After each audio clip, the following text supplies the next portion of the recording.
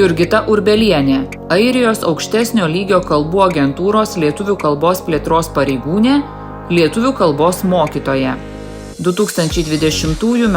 lituanistinio švietimo mokytojo dėstytojo premijos, kurią skiria Lietuvos Respublikos švietimo mokslo ir sporto ministerija, laureatė.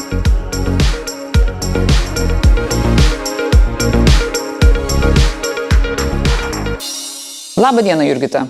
Labą dieną. Pradžioje gal pradėkim nuo jūsų emigracijos istorijos.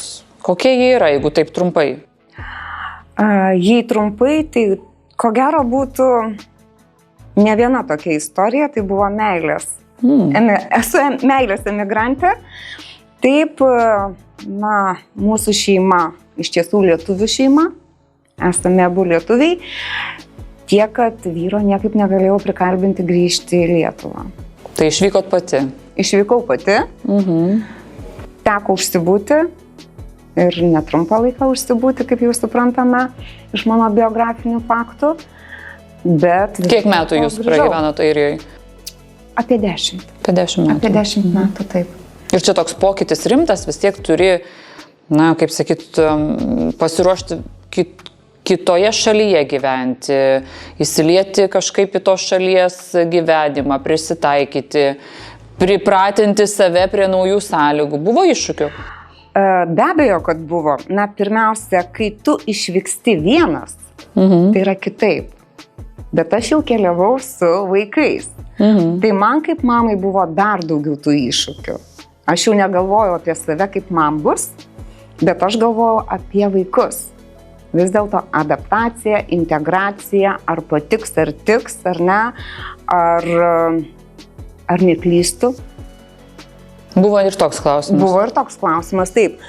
Nors esu žmogus tikrai spontaniškas, to neslėpsiu, esu spontaniškas, esu idėjų žmogus, jeigu jau, kilo mintis, įgyvendinu ją nuo 0 iki 100%. Taip.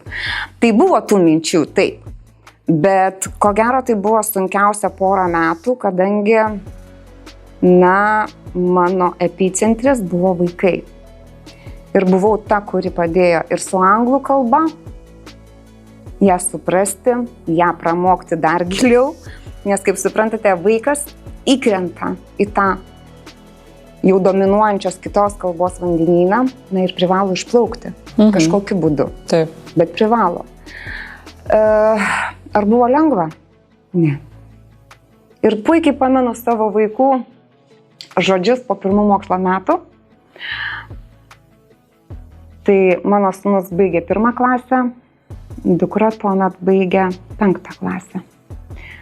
Ir jie man sako, mama, tu žinai, ką mums teko išgyventi? Nors tu mus paruošei. Iš tiesų, tuomet Vilniuje ir anglų kalbos pamokėlės, ir visi užsiėmimai tarsi jau turėtų būti lengviau. Natūralu atrodo.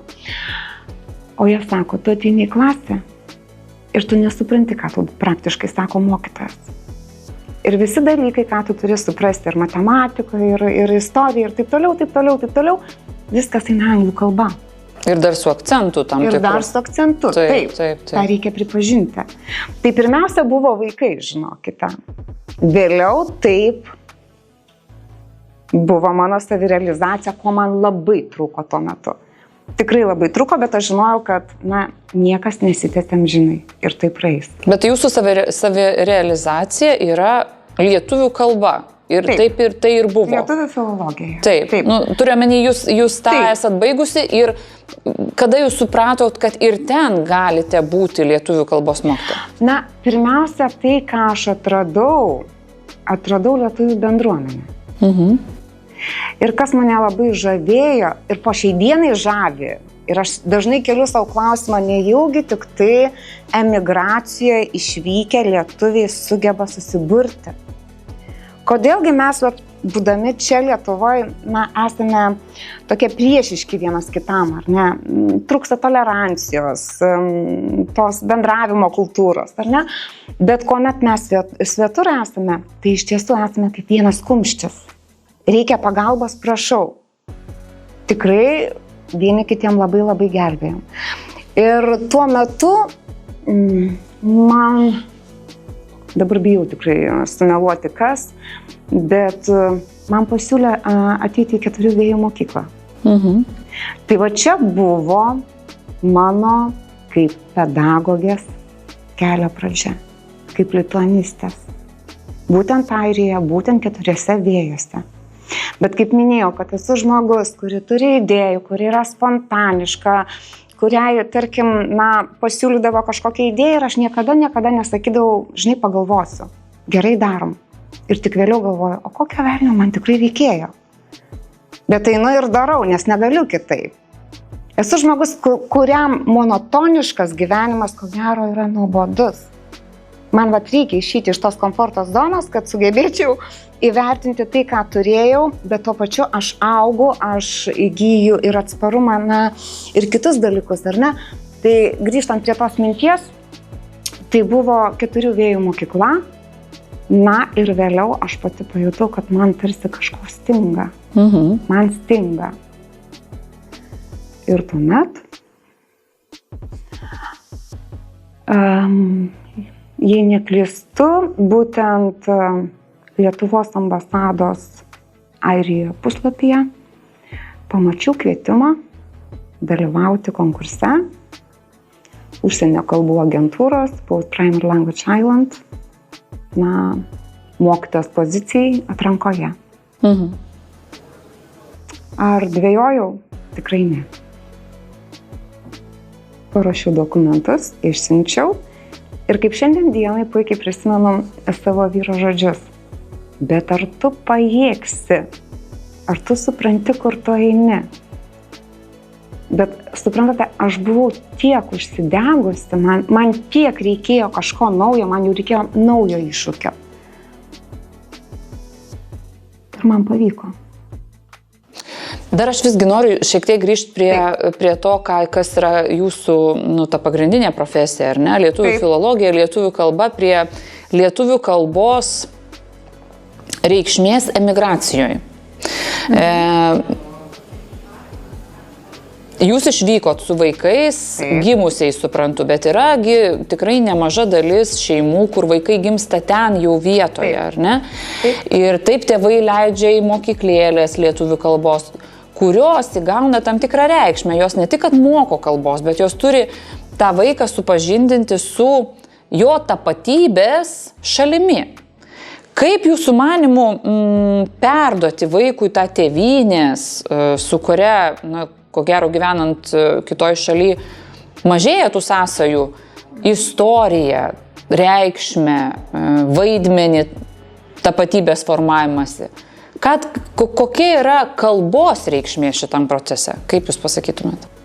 Kalbos reikšmė, žinokite, yra labai plati. Taip pat kaip ir kultūra. Ar ne? Jonas Mekas apie kultūrą yra pasakęs, kad kultūra yra ne muziejuose, bet basose kojose. Tai, kas yra arčiau žmogaus, ar ne? Kojos, kurios liečia žemę. Tai yra kasdieniai dalykai. Ir toji tapatybė, identitetas, apie tai yra be proto ir be galo daug jau kalbėta. Apie prasmę, reikšmę, taipogi ir apie motinų tylėjimą. Ta pati Dalia Staponkutė, ar ne, nuostabiai yra aprašiusi tą jausmą, tą išgyvenimą, tą patirtį ir tų tylėjimų tikrai yra labai labai daug. Tai ar tai svarbu? Tai yra labai svarbu. Galbūt pateiksiu pavyzdį aš jums, kad būtų aiškiau. Vienoje Airijos mokykloje, kurioje aš jau dirbau tuo metu kaip mokytoja, buvo mergaitė. Jai tuo metu buvo 12-13 metų. Ir man buvo labai labai keista. Mama lietuvė ir ji nekalba lietuviškai. Visiškai nekalba. Mišri šeima? Ne. Lietuvių šeima? Taip. Ji visai nekalba. Nes galvojau, gal tėtis nelietuvis, tai tada... Ne. Ir suprantate, ji nekalbėjo. Tuomet galvoju, kaip rasti prie jos tą prieėjimą. Ir kadangi toje mokykloje, tikrai buvo tas, galbūt toje klasėje buvo ypatingas santykis su tėvais, aš pasiūliau susitikti tiesiog kavos puodelį.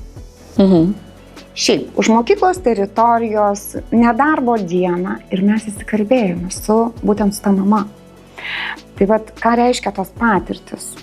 Ir kaip kartais nesąmoningai mes perdodame tai savo vaikams arba netgi galbūt kitoms kartoms, ar ne? Tai paaiškėjo, o ką jinai jums atsakė? Ką ji man atsakė? Tuo metu, kai buvo gimusi dukra, kuriai jau, tuo metu jau buvo metukai, ji bėgo nuo smurtaujančio vyro iš Lietuvos. Ir kai pasiekė Airiją, taip jai buvo labai sunku, nes praktiškai vyko į niekur. Jai reikėjo rūpintis ir dukra, ir pragyvenimo galų galių, ne?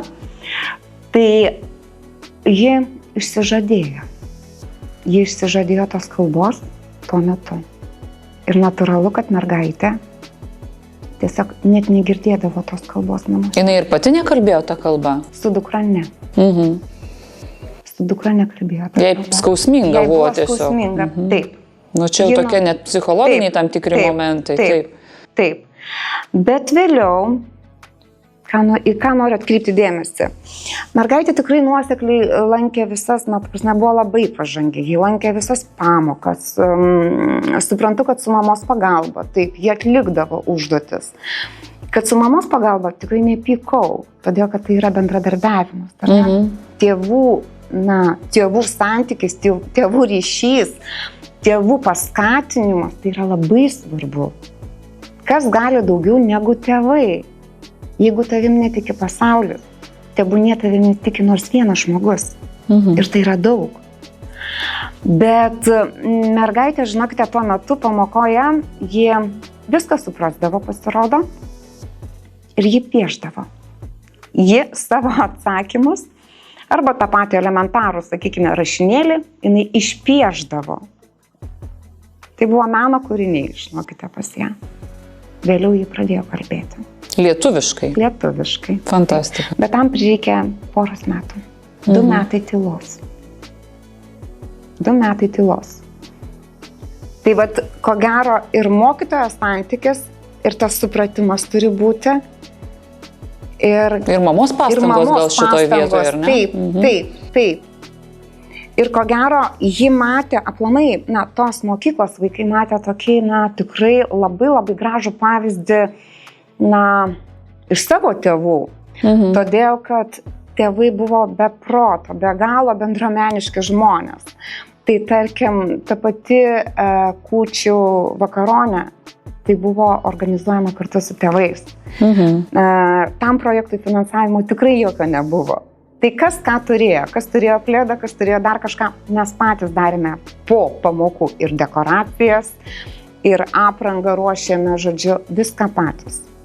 Netgi, kai reikėjo, tarkim, ar ne, vaikai buvo išmokę giedoti Tyli naktis lietuviškai, fragmentą, anglų kalbą, ir buvo mama, kuri sugebėjo ir airių kalbą išversti. Tai vat pagarbą parodant airiams, ta prasme, jau po lietuvių ir anglų kalbos buvo giedama airių kalba. Kodėl, Jurgita, jūsų manymu yra svarbu išlaikyti ir nepamiršti tiesiog lietuvių kalbos? Kodėl svarbu jie bendrauti šeimose išvykusių žmonių? Kodėl svarbu, kokią reikšmę mokyklos turi lituanistinio švietimo? Taip, pirmiausia, ar tai svarbu? Aš ko gero paklausčiau mamos, kiekvienos mamos, ar jūs norėtumėte būti paskutinė, ties kuria nutrūksta lietuvių kalba jūsų šeimoje, giminėje? Aš tokia nenorėjau būti. Mano atsakymas atsako, kodėl svarbu, ar ne? Kaip galima išsižadėti tai, kas yra tavo prigimtis? Pamiršti, išsižadėti, ar ne? Tai yra neįmanoma. Iš tiesų, tai yra neįmanoma. Kaip bebūtų, aš bandžiau modeliuoti situacijas, ar ne? Ar man pavyktų išsižadėti, sakyti, šiandien, tarkim, aš esu airė. Niekaip. Ir aš su savo dukra diskutavau, kuri beje taipogi grįžo su manimi į Lietuvą ir pasirinko studijas ne kur kitur, o Vilniuje studijuoti. Ir dar ne bet ką, o teisę. Tai aš jai sakau, Lukrecija, tavo klasiokės kitos, gėdijasi to, kad yra lietuvės, tos tapatybės, to identiteto, ar ne, vengia tos kalbos. O sakau, kaip tu jautiesi? Ir jinai man sako, mama, o kam reikia vaidmainiauti? Juk tau ant kaktos parašyta, kad tu nesi airė. Mes esame kitokie ir mes esame tuo unikalūs. Aš esu lietuvė. Aš kalbu lietuviškai. Ir man tai, sako, yra pridėtinė vertė, todėl, kad aš neišsižadu savo duotybės, prigimtinės kalbos, aš neišsižadu savo kultūros, tradicijų ir taip toliau. Bet gyvenime, mokėdama daugiau kalbų ir netgi, planuodama studijuoti, tarkim, ir ne Lietuvoje, aš lietuvių kalbą galiu įtraukti kaip vieną prie užsienio kalbų, kad aš ją kalbu taipogi moku. Sunki lietuvių kalba? Labai sunki. Labai sunki. Ir tai buvo, ko gero, iššūkis, žinokite, aš dabar grįžtu prie asmeninės patirties, nes ko gero apie tai yra, tai ko gero šiuo metu tai yra arčiausiai manęs, ar ne, ir mažai laiko yra praėję. Aš puikiai pamenu, pirmi metai. Mano grįžimas tikrai nebuvo tas, kad aš pagauta entuziazmo susikroviau lagaminus. Į Lietuvą turite omenyje? Taip, ir išvykau į Lietuvą. Ne, aš tikrai planavau šitą grįžimą. Aš nuosekliai kalbėjau su savo jaunimu, kalbėjau tiek su dukra, su sūnumi, kaip jie į tai žiūri, ar jie mato savo ateitį Lietuvoje, norėtų, tarkim, tęsti mokslus ir visa kita, ar jie norėtų likti Airijoje. Mes grįžome į Lietuvą per atostogas, sūnus kaip tik aplankė ir būsimą mokyklą, jau dabar esama lietuvių namai, ar ne, dukra apsilankė Vilniaus universitete. Atrodo, viskam yra pasiruošta. Turėjau planą ir A, ir B, ir net C. Bet gyvenimas pamokė, kad reikia dar turėti ir D planą. Pirmi metai buvo sunkus. Ir ko gero, šiandien perskaityta viena labai protinga frazė man suteikė labai daug atsakymų, bet į buvusią situaciją. Jeigu mes norime padėti savo vaikams, nedarykime visko už juos. Ar ne? Arba nesugadinti gyvenimo vaikams. Linko aš einu. Pirmi metai buvo tikrai labai sunkus. Nors mano dukra buvo toji karta, kuri pirmoji kartą laikė lietuvių kalbos kaip užsienio kalbos egzaminą Airijos mokykloje, kuri namuose, peržengus namus lengsti, tai yra grįžai į Lietuvos Respubliką tik lietuvių kalba ir jokios kitos. Bet vis dėlto akademinė kalba pasirodė sudėtingesnė. Ir čia jau jos to jaunatviško entuziazmo ir maksimalizmo nebepakako. Ir tuomet, žinokite, tikrai stebėjau savo dukrą, kuri turi sistemą, kuri turi dienotvarkę ir nuosekliai siekia savo tikslų. Puikiai žino, kad norint pasiekti, tu turi mokytis, tu turi dirbti. Nes viską mes pasiekėme per ką? Per darbą. Taip. Ar ne? Netgi tas pats egzaminas, kuomet man, pavyzdžiui, sako, egzaminas turi būti suformuotas taip, kad, suformuotas į sėkmę, kad visi išlaikytų. Kas yra sėkmė? Tai yra įdirbis. Tai yra nuolatinis darbas, ar ne? Žinokite, laukiu momento, kada ji susirinks lagaminą, susipakuos ir sakys, mama, viso gero.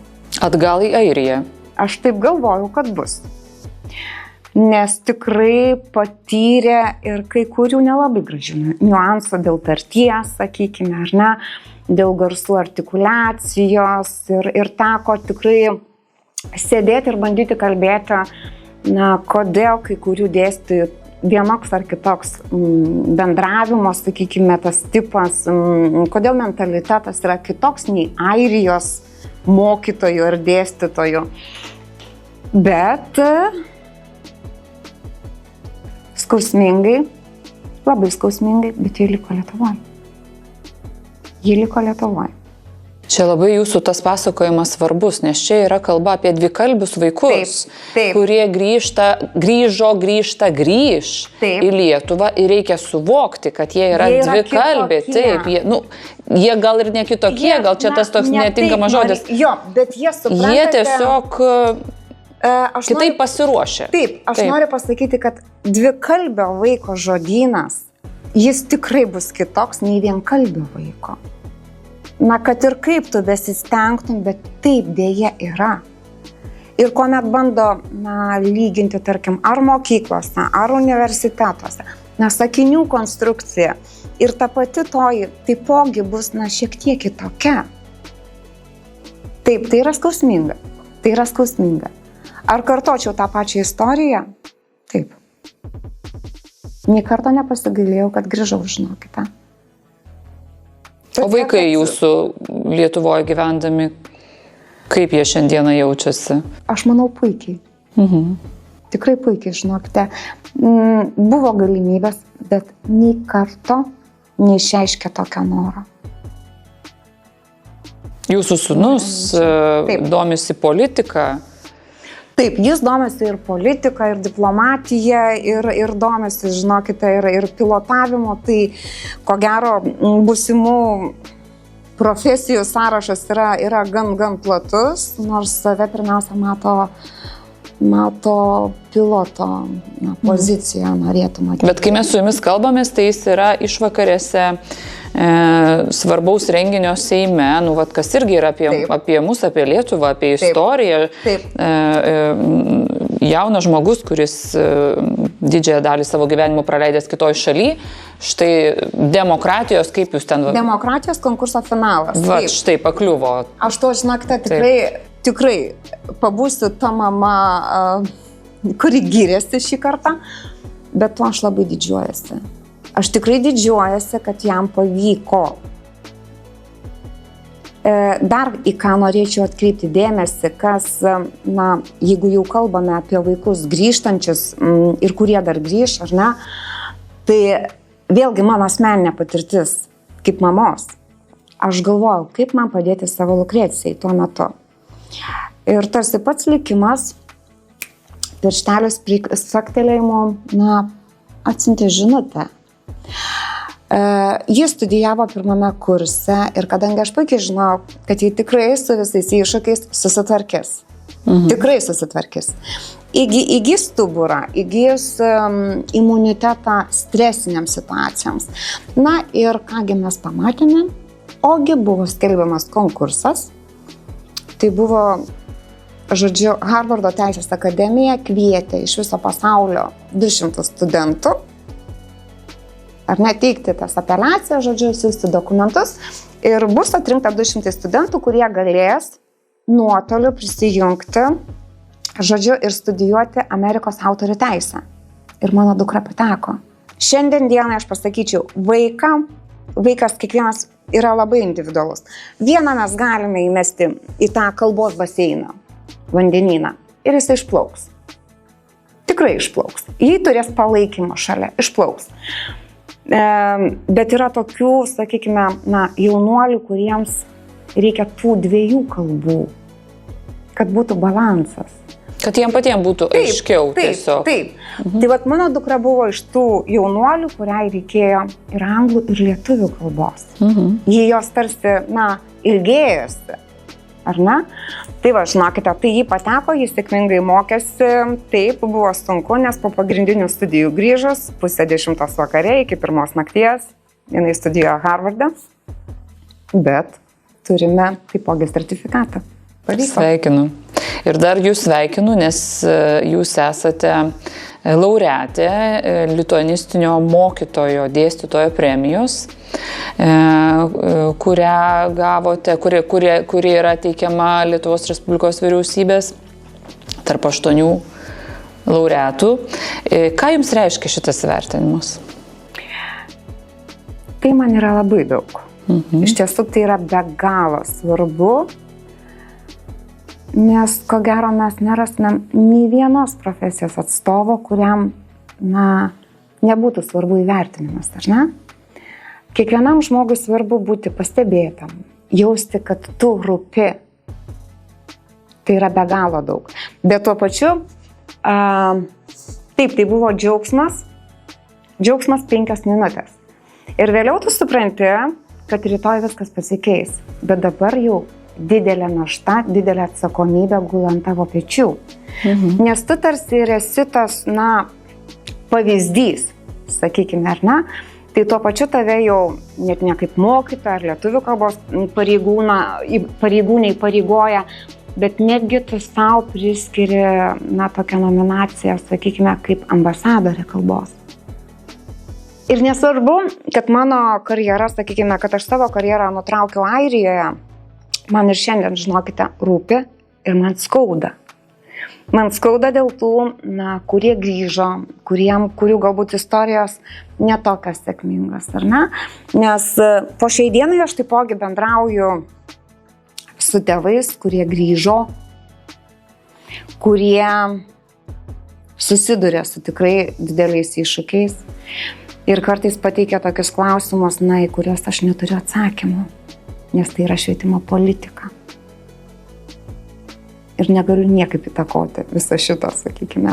Bet ko gero visiems grįžtantiem grįžimas yra iššūkis pats iš savęs turbūt, ar ne? Ir ypatingai, kai žinai, kad vaikai turės vėl eiti į mokyklą, kur jau lietuvių kalba, tai čia matyti yra tas pagrindinis dalykas, kur reikia, taip švelniai spręsti šitos klausimus, ko gero, ne? Taip, bet vėlgi, suprantate, kaip išmatuoti, kiek reikia laiko adaptacijai? Ar įmanoma tai apskaičiuoti? Ko gero, ne. Ir išmatuoti? Tai yra neįmanoma. Taip. Ne? Ar įmanoma, tarkim, išmatuoti, kiek reikės laiko vaikui kalbai išmokti? Šiandien dienai atsivertę dokumentus mes pamatytumėm, kad vaikas per metus privalo išmokti. Bet kiekvienas yra individualus. Kokie iššūkiai, kokie sunkumai, aš galbūt tik tai palinkėčiau, ko turėtų būti daugiau, ar ne?